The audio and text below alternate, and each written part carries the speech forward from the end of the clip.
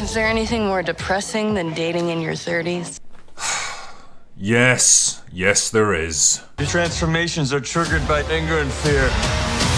Those are like the baseline of any woman just existing. Yes. Your ass looks crazy right now.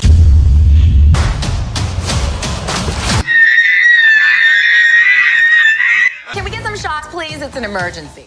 One of the most bizarre practices in the comic book industry for me is the duplication of existing characters. Because, why go to the trouble of creating entirely new superheroes with their own unique origin stories, powers, abilities, strengths, weaknesses, and enemies when you can just gender swap an existing one and call it a day? That's how we ended up with creative prolapses like Superwoman, Supergirl, Batwoman, Batgirl, Ironheart, Spider-Woman, Mighty Thor.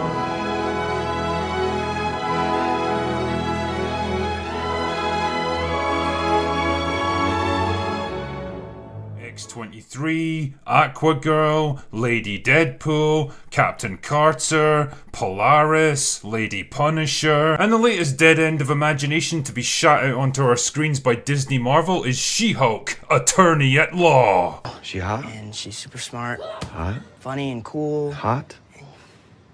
Yes, she's hot, super hot. Nice. Ever wondered what would happen if the Incredible Hulk was a woman and she somehow retained the ability to think and talk rationally while transformed so that she could go about her daily life as a 7-foot-tall green monster? Nah, me neither. And yet here we are, staring down the barrel of another Marvel TV show that's about to drop. Fuck me, these things multiply quicker than a pocket calculator. Between the MCU content factory and the dozen or so Star Wars shows that are currently in the works, it makes me wonder if Disney's business strategy is a bit like a First World War general. Just throw so many bodies at the enemy that eventually you'll overwhelm them with the sheer weight of numbers. Anyway, I digress. So the premise here is that Jennifer Walters is a lawyer who has great friends, a demanding job, and a frustrating family. I know this because I was able to pick up on the subtle hints dropped in the trailer, you see. I'm Jennifer Walters. I'm a lawyer. I have great friends, a demanding job, and a frustrating family. Jennifer specializes in superhero law, which basically means she cleans up the legal mess left behind by superhumans rampaging across the planets. Great, maybe she could start by prosecuting Wanda for crimes against humanity. Hey look, remember Tim Roth from The Incredible Hulk? Nah, me neither, but there he is anyway. I thought he was still transformed into Abomination when I saw him in Shang-Chi, but who cares? The point is that old Jen is Bruce Banner's cousin. Wait, what? Cousin? Because I'm pretty sure there's like a 20-year age gap between Mark Ruffalo and Tatiana Maslany, but yeah, whatever. For some reason, she decides to go through the same process that Bruce did to become the Hulk. Why would you voluntarily undergo such a traumatic, dangerous, life-altering procedure?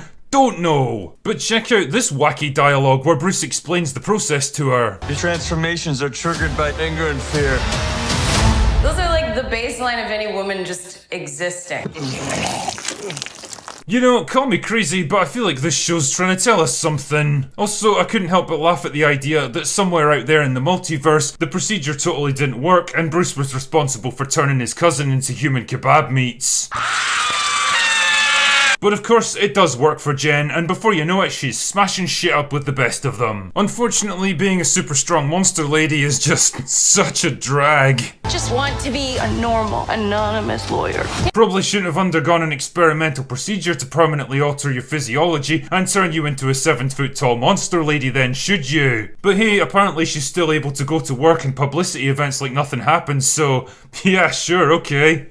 Credit where credit's due, at least the showrunners went for a somewhat aesthetically pleasing version of She-Hulk instead of a big green square with a face drawn on it like the more recent comic books.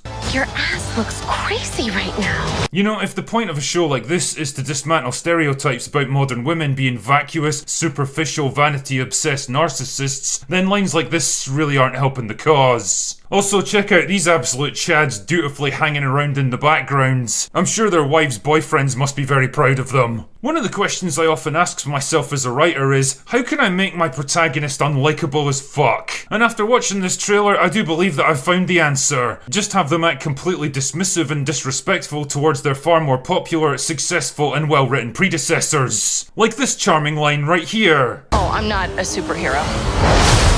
That is for billionaires and narcissists and adult orphans. Really? So it's just rich people and narcissists who become heroes, eh? Well, Steve Rogers, Natasha Romanoff, Peter Parker, Peter Quill, Clint Barton, and your own fucking cousin would beg to differ, Jen. And yeah, I know they had to add in that orphan line at the end to try to cover their own arses, but I think we can all see the glass ceiling analogy that the writers are awkwardly trying to draw here. And to cap it all off, I give you this pièce de résistance.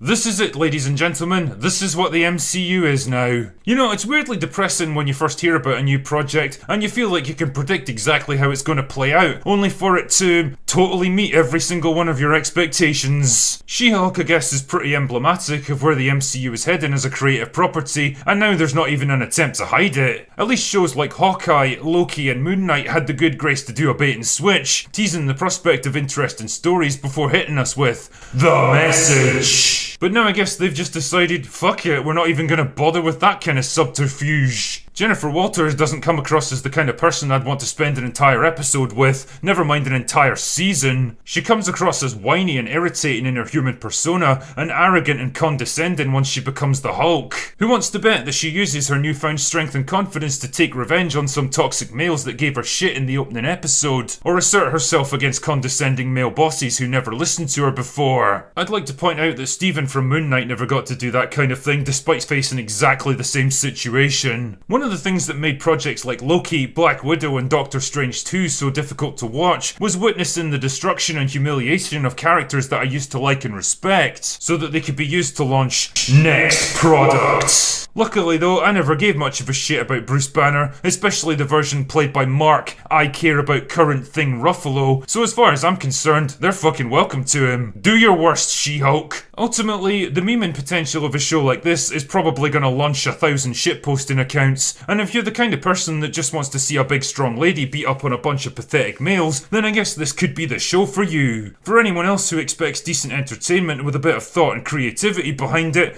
well, maybe there are things more depressing than dating in your 30s. Anyway, that's all I've got for today. Go away now.